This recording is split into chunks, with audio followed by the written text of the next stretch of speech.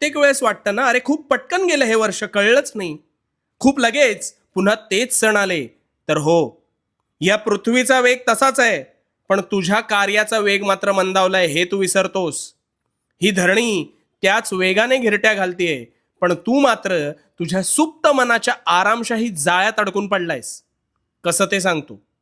तू ठरवतोस उद्यापासून अमुक एक गोष्ट चांगली करू, पण तो उद्या काही तुझ्या आयुष्यात उजाडत नाही. आणि जरी उजाडला तरी परवा तुझा तोच संकल्प संपुष्टात आलेला असतो. आत्तापर्यंत हेच होत आलंय, हो ना? आणि म्हणून तू मागेस.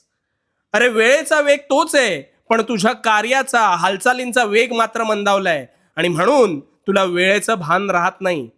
आधी तुझ्या ऐशोआरामी मनाचं ऐकणं बंद कर. ते तुला तात्पुरता आनंद देईल. आणि उठ, तू या भूतलावर मानवी रूपात जन्म घेतलास. तुझ्या तल्लख